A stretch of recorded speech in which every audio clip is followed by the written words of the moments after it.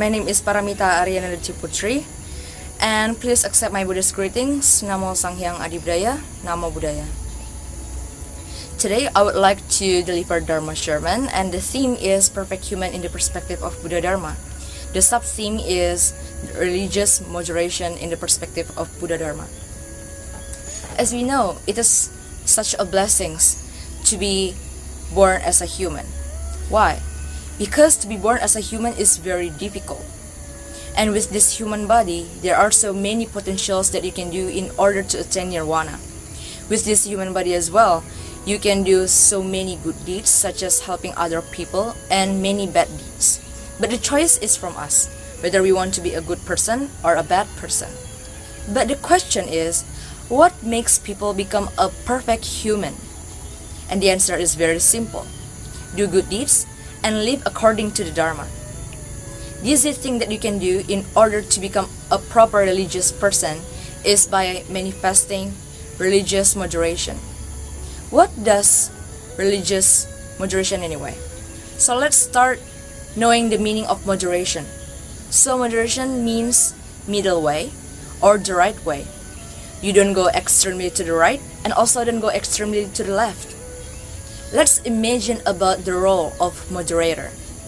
When there is a discussion forum and there are so many opinions towards something, then the moderator will act as a middleman. He's neutral and won't be in anybody's side. And sometimes being so extreme is not good as well, even though actually it's a good thing to do. For example, being generous. As we know, being generous is a good thing. But do you know that actually generous stands between being stingy and also being extravagant? So it means that if you become overly generous towards something, it means that you will be considered as extravagant. And there are two extreme ways that may happen while implementing the teaching of the religion. First one, absolutely following everything that is written in the scripture without using your own common sense.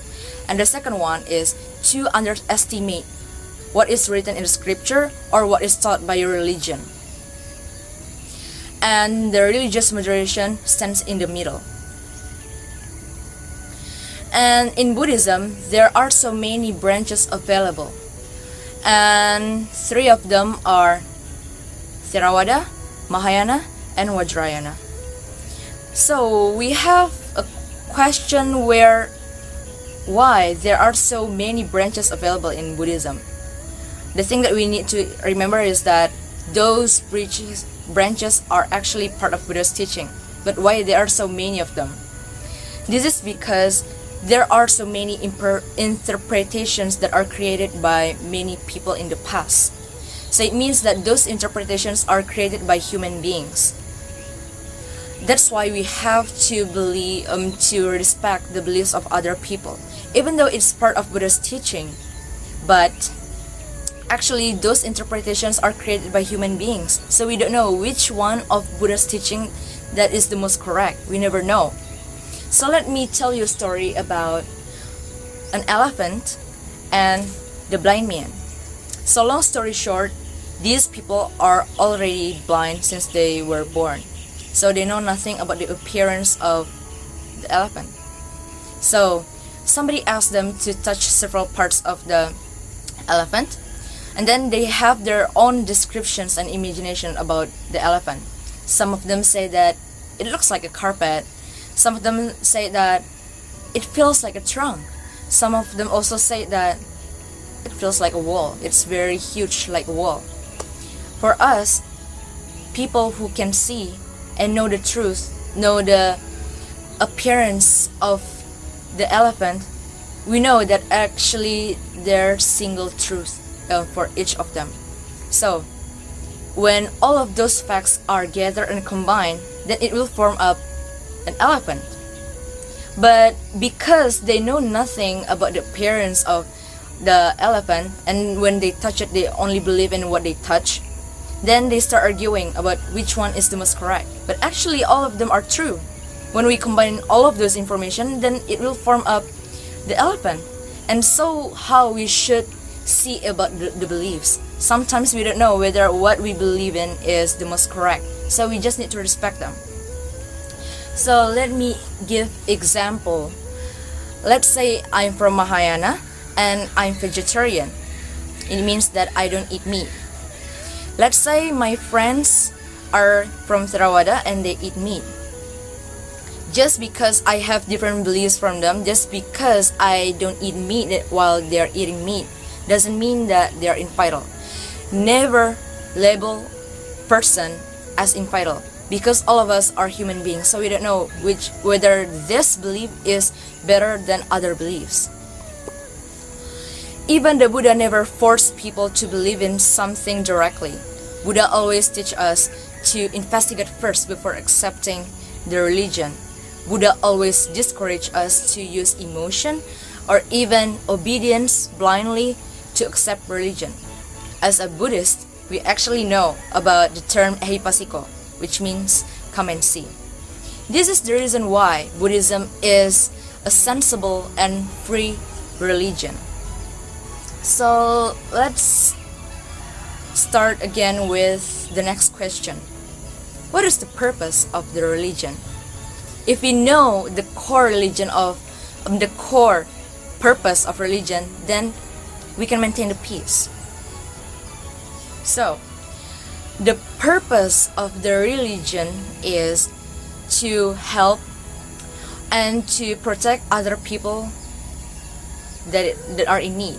So we want to make this world to be a better place to live.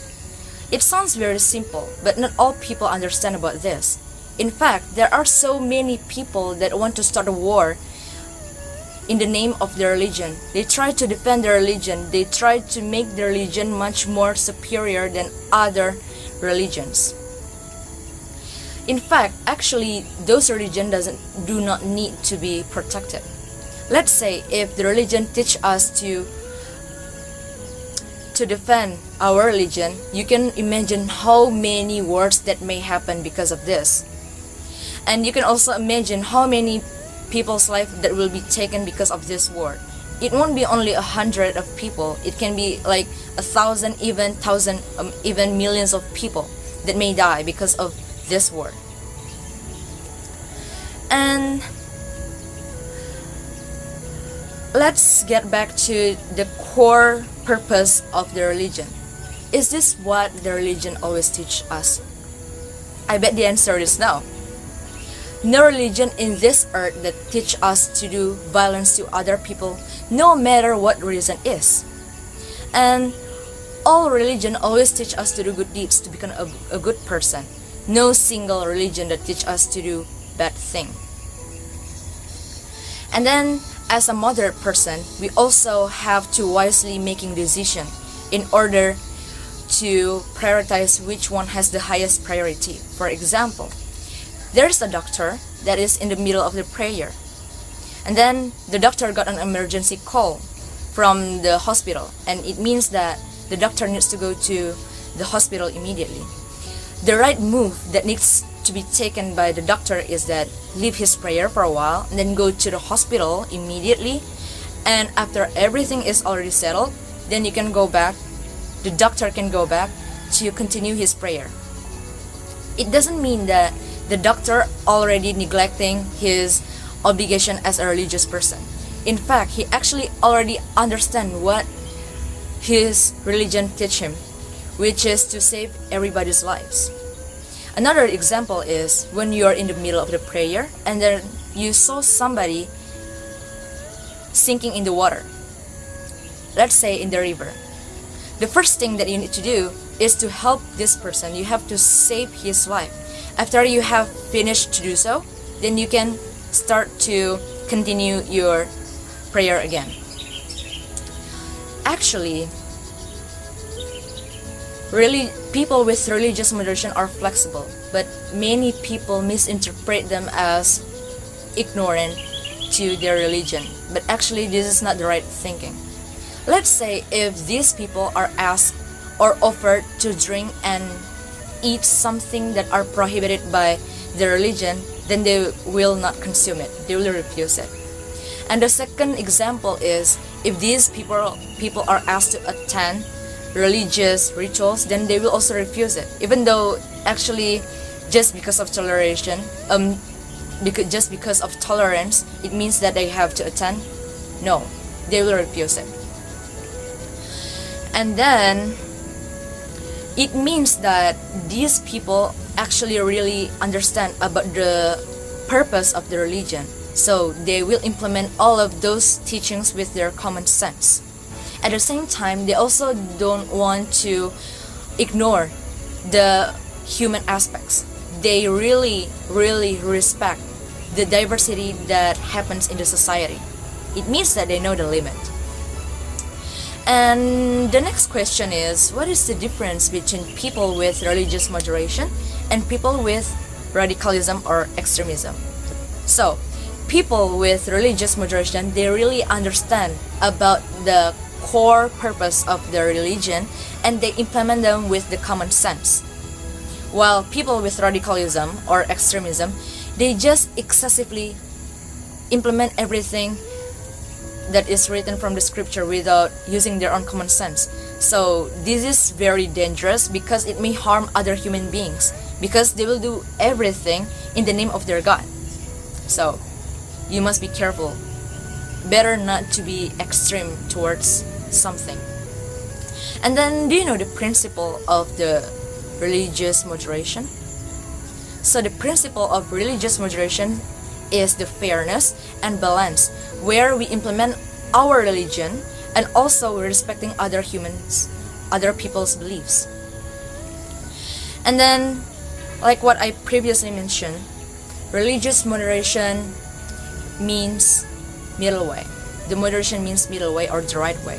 So it means that religious moderation stands between don't extremely implement what is written in the scripture and also don't extremely underestimate what is taught by the religion. So we need to stand in the middle.